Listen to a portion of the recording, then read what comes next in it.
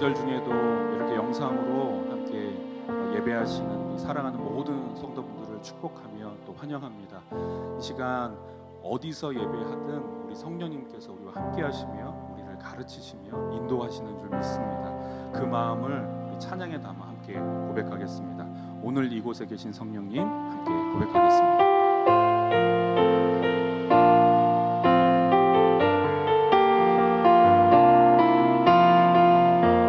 이곳에 계신 성령님, 오늘 이곳에 계신 성령님, 우리에게 말씀하시고 우리를 가르치소서. 같이 우리 맘 열어주시고 주의 빛으로 밝혀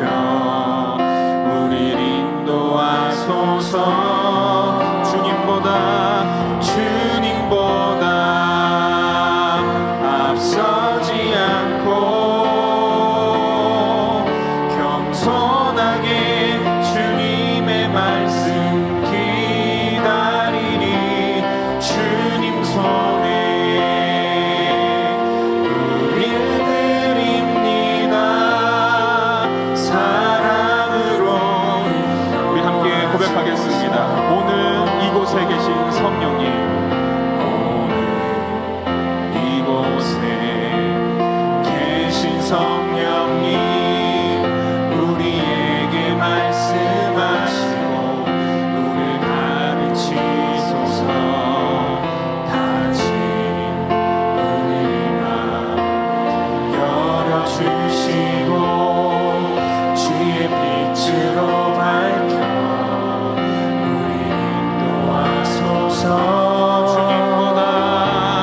주님보다 앞서지 않고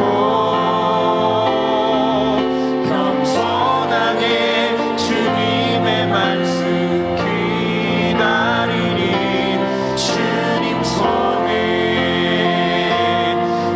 우릴 드립니다. 사랑으로 주님보다 앞서지 않고 평생이 주님 앞에 나아갑니다. 주님보다 앞서지 않고 겸손하게 주님의 말씀 기다리니 주님 손에 우릴 드립니다. 우리 겸손함으로 마지막으로 고백하겠습니다. 주님보다 앞서지 않고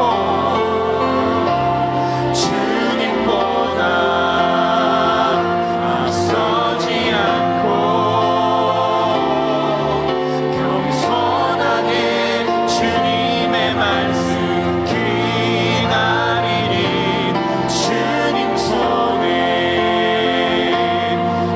우릴 드립니다. 사랑으로 인도하소서. 우리 하나님께서 날마다 우리가 숨쉬는 모든 순간마다 우리를 선하게 인도하시며 그 보호하심을 경험할 수 있는 줄 믿습니다. 우리 이 마음을 함께 고백하며 나아가겠습니다.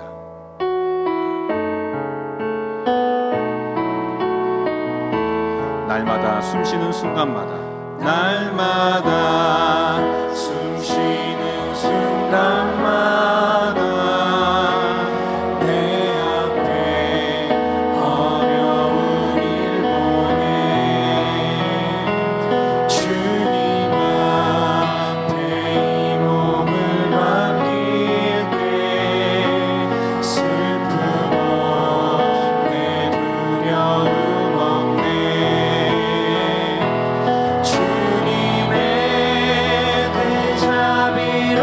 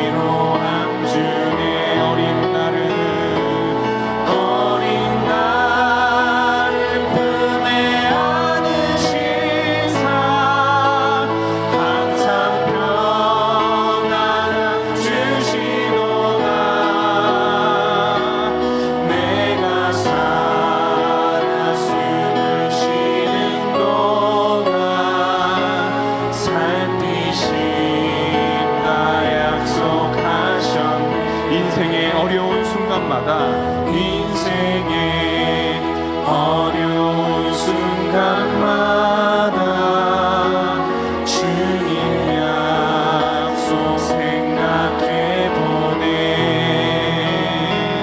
내 맘속에 믿음 잃지 않고 말씀 속에 위로를 얻네. 주님의 도우심 바라보며 모든 어려움이 이노다. 흘러가는 순간순간마다 주님 약속 새겨 어린 나를 품에 안으시사 어린 나를 품에 안으시사 항상 평안함 주시도다. 내가 살아 숨쉬는 동안 내가 살아 숨을 쉬는 동안 우리 마지막으로 고백하겠습니다. 주님의 그 자비로운 손길 항상 좋은 것 주십니다. 주님의 그 자비로운 손길 항상 좋은 것 주시도다. 사랑스레 아픔과 기쁨을 수고와 우리 그분 앞에 모든 시선을 주님 앞에 드리겠습니다. 모든 시선을 주님께 드리고 살아계신 하나님을 느낄 때 내 삶은 주의 역사가 되고 하나님이 우리 마지막으로 고백합니다. 모든 시선을 주님께 드리고 살아계신 하나님을 느낄 때 내 삶은 주의 역사가 되고 하나님이 일하기 시작하네. 이 시간 눈을 감고 주님께서 오늘 이 시간 우리와 함께 하시며 우리의 삶에 역사하시는 그 역사하심을 바라보는 그런 귀한 시간을 갖기 원합니다. 우리와 함께 하시는 하나님, 우리를 위로하시는 하나님, 우리의 삶 가운데 일하시는 하나님, 그 하나님을 바라보며 함께 기도하며 나아가겠습니다.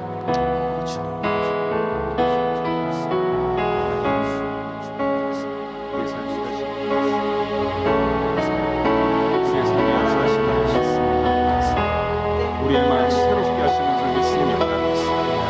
우리의 마음을 위로하시는 줄 믿습니다. 그 하나님을 우리가 믿고 의지하며 주님 앞에 나아가기를 소망하오니 주님 함께하여 주옵소서.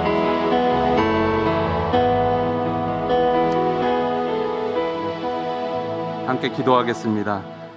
선하신 하나님 감사합니다. 우리 가운데 은혜를 베풀어 주시고 또한 추석 명절을 보내는 가운데 예배케 하시니 감사를 드립니다.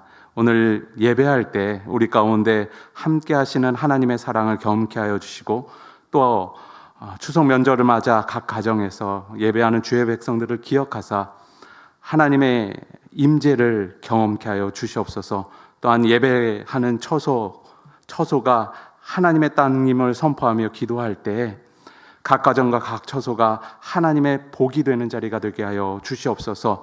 또한 아직까지 고향에 있고 머물러 있는 사람이 있다면 오는 발걸음 주님께서 인도하여 주사 안정케 하여 주시며 또한 만남으로 인하여서 기쁨을 누리며 또한 하나님께서 주신 가정임을 그 마음속에 새길 때마다 하나님 앞에 감사함으로 나아가는 주의 백성들에게 하여 주시옵소서. 예수님의 이름으로 기도드립니다. 아멘.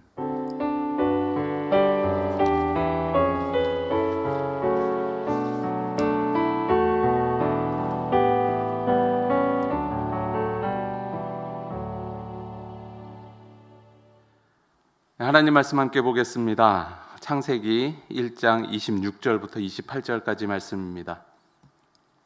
구약성경 창세기 1장 26절부터 28절까지 말씀입니다. 함께 읽겠습니다. 26절입니다. 하나님이 이르시되 우리의 형상을 따라 우리의 모양대로 우리가 사람을 만들고 그들로 바다의 물고기와 하늘의 새와 가축과 온 땅과 땅에 기는 모든 것을 다스리게 하자 하시고 하나님이 자기 형상 곧 하나님의 형상대로 사람을 창조하시되 남자와 여자를 창조하시고 하나님이 그들에게 복을 주시며 하나님이 그들에게 이르시되 생육하고 번성하여 땅에 충만하라 땅을 정복하라 바다의 물고기와 하늘의 새와 땅에 움직이는 모든 생물을 다스리라 하시니라. 아멘. 오늘부터 기쁨의 삶이라는 주제로 함께 말씀을 나누겠는데요. 창세기 1장 31절 말씀에 하나님께서 인간을 창조하시고 또 세상을 창조하신 다음에 하신 말씀이 있습니다. 그것이 무엇이냐면 보시기에 아주 심히 좋았다 말씀하셨습니다. 다시 말하면 하나님께서 창조하신 모든 것을 기뻐하셨습니다. 여기 있는 저와 또한 각 가정에서 함께 예배하는 모든 사람들도 포함됩니다. 하나님께서 여전히 우리를 기뻐하시고 우리를 즐거워하고 계시다는 사실을 우리는 항상 마음속에 기억해야 합니다. 또 한 가지 숨은 의미를 이야기하자면 우리의 삶의 목적은 하나님을 기쁘시게 하는 것과 같습니다. 하나님을 기쁘시게 한다는 것은 하나님을 만족시키기 위해서 큰 대가를 치른다기보다는 하나님을 기쁘시게 했을 때 우리 또한 그 안에서 참 기쁨을 누릴 수 있음을 말합니다. 사실 우리에게 기쁨을 주시기 위해 가장 큰 대가를 치르신 분이 누구십니까? 예수 그리스도 아니시겠습니까? 예수 그리스도 하나님이신 예수님께서 십자가의 고난당하심을 통하여서 우리에게 기쁨을 주시기 위해서 가장 큰 대가를 치르셨습니다. 그렇게 이제 우리가 하나님의 기쁨이 되는 삶을 살아야 합니다. 또한 그렇게 기쁨이 되는 삶을 살기 위해 또한 우리가 진정한 기쁨을 누리는 삶을 살기 위해서 하나님의 말씀을 통해서 그 해답을 찾아야 합니다. 오늘은 첫 번째 시간으로 창조 역사를 통해서 그 해답을 찾고자 합니다. 인간은 그 본질에 맞게 살아갈 때 기쁨이 있습니다. 제가 초등학교 시절에 초등학교뿐만 아니라 학창 시절이었겠죠. 근데 머릿속에 가장 각인되는 시간이 초등학교 때였는데 어느 날 항상 잘 보는 건 아니지만 또 항상 못 보는 것도 아니었지만 시험을 너무 잘 봤어요. 생각보다 너무 잘 봤습니다. 그래서 너무 잘 봐서 자랑하고 싶은 마음도 있었지만 마음속에 너무 기쁘더라고요. 내가 이렇게 시험을 잘 봤구나 하는 기쁨이 내 마음속에서 이렇게 솟아올랐던 기억이 있습니다. 아주 어렸을 때지만 여전히 그때를 생각하면 묘하게 입가에 미소가 듭니다. 왜 그랬을까요? 단순히 시험을 잘 봐서도 그렇겠지만 학생이었던 본분에 맞게 공부를 잘했으니 거기서 느껴지는 기쁨이 아니겠습니까? 학생뿐만 아니라 모든 사람들이 마찬가지겠죠. 세일즈맨이 자신이 세일즈를 잘해서 물건을 잘 팔면 기쁨이 느껴집니다. 그리고 부모가 됐든 또 자녀가 됐든 또 사장이 됐든 직원이 됐든 간에 그 안에서 자기가 맡은 본분을 잘 충실히 이행한다 스스로 생각되었을 때 마음이 기쁘지 않겠습니까? 인간도 마찬가지입니다. 하나님께서 인간을 창조하시고 인간 본연의 역할을 인간에게 부여해 주셨습니다. 그 역할이 무엇이냐면 또 그 역할을 목적이라고 이야기하는데 그 목적이 무엇이냐면 웨스트민스터 소유의 문답에서 이렇게 말하고 있습니다. 첫 번째 질문이 사람이 제일 되는 목적이 무엇입니까? 라고 질문하면서 이렇게 대답합니다. 하나님을 영화롭게 하는 것과 그를 영원토록 즐거워하는 것입니다. 라고 대답합니다. 다시 말하면 하나님께서 인간을 창조하셨는데 그 창조된 목적을 주셨는데 그 목적이 뭐냐면 하나님을 영화롭게 하는 것과 그를 영원토록 즐거워하는 목적을 인간에게 부여해 주셨다는 것입니다. 왜 하나님을 영화롭게 하고 또 하나님을 영원히 즐거워해야 합니까? 하나님께서 우리를 창조하셨고 또한 우리를 구원해 주셨기 때문에 당연한 일입니다. 하나님을 영화롭게 하고 영원히 즐거워할 수 있는 방법은 또한 무엇이 있겠습니까? 바로 창조된 대로 살아가면 됩니다. 창조된 대로 삶을 산다는 것은 오늘 함께 읽은 본문 말씀을 보면 잘 알 수 있습니다. 먼저 26절, 27절을 보면 하나님께서 인간을 창조하실 때에 하나님의 형상을 따라 창조했다라고 기록합니다. 우리는 하나님의 형상으로 창조된 인간입니다. 즉 하나님 닮은 사람인 것이죠. 다시 말하면 우리가 하나님을 닮을 때에 우리는 하나님을 기쁘시게 하는 삶을 살 수 있다라고 말하고 있는 것이죠. 하나님을 닮는 삶은 어떤 삶입니까? 하나님을 닮는 삶이 이거다라고 한마디로는 설명할 수 없습니다. 그리고 그것을 설명할 때 하나님은 어떤 분이시고 또 어떤 일을 행하셨다. 그렇기 때문에 하나님은 이런 분이다. 그런 하나님을 우리가 닮아야 된다라고 이야기하면 너무나도 많은 설명이 필요합니다. 그런데 오늘 창세기 1장 창조 기사를 통해서 한번 하나님에 대해서 작은 부분이라도 함께 살피도록 하겠습니다. 먼저 창조 이전의 세상은 어떤 세상인지 보면 창세기 1장 2절 말씀 보면 이렇게 기록됩니다. 땅이 혼돈하고 공허하며 흑암이 깊음 위에 있고 하나님의 영은 수면 위에 운행하시니라 라고 기록하고 있습니다. 쉽게 말하면 세상은 무질서하고 또한 암흑으로 가득 찼다라고 이해할 수 있습니다. 그런데 하나님께서 그러한 무질서하고 암흑이 가득한 세상 가운데 어떻게 하십니까? 그 세상을 향해서 하나님께서 말씀하십니다. 그리고 창조를 통해서 그 혼돈스러운 세상, 무질서한 세상 가운데 질서를 세우십니다. 또한 흑암밖에 없었던 세상에 빛을 주십니다. 하나님께서 창조를 통해서 무질서와 흑암을 몰아내셨습니다. 그것이 창조 사역입니다. 창조에서 실제로 일어난 이 사건뿐만 아니라 우리의 인생을 가만히 살펴보면 하나님께서 동일한 일을 행하시지 않으셨습니까? 인생을 살아가다 보면 혼란스럽고 혼돈스러운 일들이 참 많습니다. 그럴 때 우리 주님하고 기도하며 주님을 부르면 주님께서 우리에게 평안을 주시지 않습니까? 혼돈스러운 마음 가운데 하나님이 나의 주인 되시고 하나님이 나의 능력 되시기 때문에 평안이 오지 않습니까? 또 흑암과 같은 수많은 사건과 시간이 우리에게 있지 않았습니까? 그럴 때 주님의 이름을 부르니 주님께서 우리에게 빛이 되셨습니다. 여전히 하나님께서는 우리에게 질서와 생명의 빛을 비추고 계십니다. 성경에서도 쉽게 찾아볼 수 있습니다. 기드온을 한번 보십시오. 자신이 어떤 사람인지 모르는 혼란 속에 있다가 미디안이라는 어둠의 세력을 인해 어둠 가운데 살다가 하나님을 만나고 그 인생이 반전됩니다.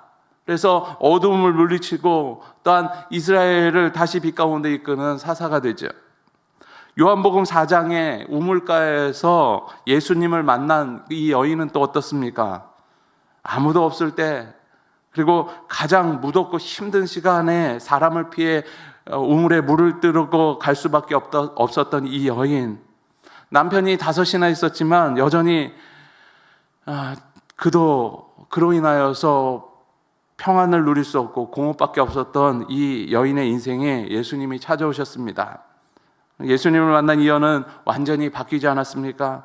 더 이상 숨을 필요도 없고 대낮에 물을 뜨러 올 필요도 없는 인생이 되었습니다. 여전히 각 인생 속에 질서와 빛을 주시는 하나님을 우리는 경험할 수 있습니다. 이런 하나님이 계시기에 우리는 기뻐할 수 있습니다. 그리고 그분을 영원히 즐거워할 수 있게 됩니다. 그런데 하나님께서 우리를 통해 이와 같은 일을 행하길 원하시죠. 단순히 하나님을 통해서 이 일을 경험하고 빛 대신 하나님을 경험하고 또한 질서를 주시는 하나님을 경험하는 데서 끝나길 원하시지 아니하시고 우리 또한 하나님처럼 세상을 향해서 그 일을 하기 원하고 계십니다. 사실 우리는 어떤 사람에게 질서도 줄 수 없고 빛도 줄 수 없는 존재입니다. 능력이 없죠. 하지만 예수님께서 부탁하신 일이 있죠. 빛 대신 주님, 질서의 주님을 세상에 말할 수 있고 전할 수 있고 선포할 수 있는 자로 우리를 세워주셨습니다. 우리는 그 전함을 통해서 하나님이 일하시도록 알리는 사람으로 하나님께서 우리를 불러주신 것이죠.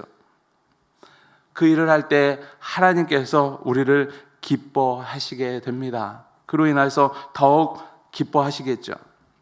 또 한 가지 하나님께서 인간을 창조하시면서 직접 명령하신 말씀이 있습니다. 오늘 본문 28절 말씀이죠. 정리하면 이렇습니다. 세상을 다스리는 자로 세우셨다 하는 것이죠. 세상을 정복하고 땅에 충만하고 그 세상의 모든 생물을 다스리라고 이야기합니다. 그리고 충만하라고 이야기하고 복을 주셨다라고 말씀하고 계십니다. 다시 말하면 하나님께서 우리를 세우셨는데 세상의 다스림을 받는 자로 세우는 것이 아니라 세상을 다스리는 자로 이 땅에 보내주셨습니다. 그런데 우리가 여기서 잊지 말아야 될 것은 무엇이냐면 하나님께서 우리를 보내주셨다라는 사실이죠. 그러면 우리는 누구의 다스림을 받아야 합니까? 하나님입니다. 세상의 다스림을 받고 자기 자신의 다스림을 받는 인생이 아니라 하나님이 다스리는 가운데 그 다스림의 능력으로 말미암아 세상을 다스릴 줄 아는 사람이 되기를 하나님께서 원하고 계십니다. 그래서 우리는 항상 우리의 귀는 하나님의 명령에 귀를 기울여야 합니다. 세상의 귀를 여는 순간 우리는 망하게 되는 것이죠. 항상 우리의 귀는 하나님께 집중해야 합니다. 세상의 귀를 열면 괴로운 인생뿐입니다. 사울왕의 인생이 그러하지 않았습니까?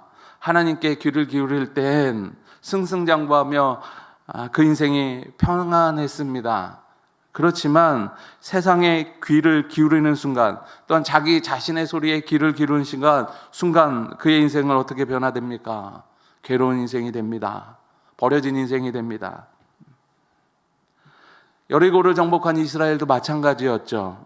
그들이 하나님의 그 명령대로 행할 때는 크고 단단했던 여리고성을 정복할 수 있었지만 자신의 소리, 하나님의 음성과 하나님의 뜻에 기울이지 아니하고 자신의 생각대로 움직이니 어떤 일이 벌어집니까? 자그마한 성인 아이성조차 정복할 수 없게 되었습니다. 그게 우리의 인생입니다. 광야에서 이스라엘 삶을 한번 보십시오. 광야가 어떤 곳입니까? 광야는 광야가 다스리는 곳이에요. 이게 무슨 말이냐면 광야에 가면 아무리 지혜로운 사람이라고 할지라도 하루 이틀은 더 버틸 수 있겠죠. 아무리 힘센 사람이라고 할지라도 이런 사람들도 하루 이틀은 더 나약한 사람보다는 버틸 수는 있겠죠. 그렇지만 40년이라는 긴 시간을 버틸 수 있겠습니까? 광야는 광야가 다스리는 곳이에요. 인간이 다스릴 수 없는 것입니다. 지금 현대 사회는 개발이 돼서 다스릴 수 있겠지만 과거에 예수님 시대 그 이전에 이스라엘이 출애굽할 당시의 시대에서는 광야를 다스릴 수 있는 사람은 없었습니다. 광야에 가면 광야에 굴복할 수밖에 없습니다. 그런데 하나님께서 어떻게 하십니까? 하나님께서 광야를 다스리시죠. 어떻게 다스립니까? 이스라엘 백성들의 복주기 위해서 광야를 다스리기 시작하는데 낮에는 구름 기둥을 보내십니다. 아무리 광야에서 뜨거운 햇빛으로 이스라엘 백성을 죽이려고 해도 구름이 그 햇빛을 가리니까 하나님의 능력이 이스라엘을 덮으니까 괜찮아집니다. 밤에는 또 어떻습니까? 추위가 몰려와 그들을 부들부들 떨게 합니다. 이럴 때 하나님께서 광야에 불을 보내시죠. 불기둥을 보내십니다. 그래서 그들이 광야의 추위를 광야의 공격을 견뎌내고 버텨내고 이겨낼 수 있게 해주십니다. 하나님께서 광야를 굴복시키죠. 그리고 물이 없었을 때는 어떻습니까? 광야는 또 물이 없는 곳 아닙니까? 그럴 때 하나님께서 반석에서 샘을 내심으로 말미암아 그곳을 물을 주십니다. 먹을 것이 없을 때는 말할 것도 없습니다. 날마다 만나와 매출하기로 공급하십니다. 광야가 더 이상 광야가 다스리는 것이 아닌 하나님이 다스리는 곳이 되어진 것이죠. 우리는 이 사건을 기억해야 합니다. 광야뿐이겠습니까? 세상의 모든 곳이 마찬가지입니다. 하나님의 다스림 아래에 있다라는 사실을 기억해야 합니다. 그리고 우리 또한 하나님의 다스림 아래에 있고 또한 그 다스림을 가지고 우리 또한 이 땅을 다스릴 줄 아는 사람이 되기를 하나님께서 원하십니다. 인생의 광야를 만났던 다윗의 인생, 그리고 요셉의 인생은 또 어떻습니까? 그 광야 아니겠습니까? 노예로 팔려가서 그 노예된 인생이 무엇을 할 수 있겠습니까? 그런데 그가 하나님께 순종하는 삶을 살 때 그 광야 같은 인생의 환경이 요셉을 무너뜨리지 못합니다. 다니엘도 마찬가지죠. 포로로 끌려갑니다. 포로된 자가 어떻게 세상을 다스릴 수 있겠습니까? 그런데 하나님께 순종하고 하나님의 말씀에 귀를 기울이니 그 인생이 하나님 다스림 아래에 있었고, 또한 다니엘 또한 세상을 다스릴 수 있는 능력을 가진 자가 되었다는 그 사실을 우리는 기억해야 합니다. 이럴 때 얼마나 큰 기쁨이 있겠습니까? 내 인생이 어둠밖에 없는데 하나님께서 나를 다스리고 또한 내가 그 어둠을 다스릴 수 있는 은혜와 능력을 가졌다는 이 사실이 우리에게 큰 기쁨이 되지 않겠습니까? 사랑하는 성도 여러분, 우리는 하나님께서 우리에게 기쁨을 주셨기 때문에 기쁨을 누리는 인생이 되어야 합니다. 또 아울러서 그 기쁨을 주신 하나님을 기쁘시게 하는 인생이 되어야 합니다. 그것이 다른 것이 아닙니다. 하나님의 형상대로 하나님께서 창조하신 대로 살아갈 때, 그리고 하나님께서 우리에게 주신 명령대로 살아갈 때 우리는 우리의 인생에 큰 기쁨을 누릴 수 있게 될 뿐만 아니라 하나님을 영원히 기쁘시게 하는 존재가 될 수 있음을 우리는 알 수 있습니다. 그 은혜와 그 통성한 삶을 누리는 하나님의 백성들 되시길 소망합니다. 기도하겠습니다. 참 좋으신 하나님 감사합니다. 우리 아무것도 아닌 우리의 인생 가운데 하나님께서 은혜의 빛을 비추사 어둠을 몰아내시며 또한 무질서한 모든 것들을 내 인생 가운데 몰아내 주셔서 참 감사합니다. 하나님, 우리 또한 그 하나님의 은혜를 입어서 세상 가운데 하나님의 뜻을 전함을 통하여서, 또 하나님의 사랑을 전함을 통하여서 세상 가운데 여전히 어둠 속에 있고 또한 무질서 속에 있는 그 영혼들 가운데 빛 되시고 능력 되시는 하나님을 전함을 통하여서 그 인생이 하나님 앞에서 다시금 우리와 같이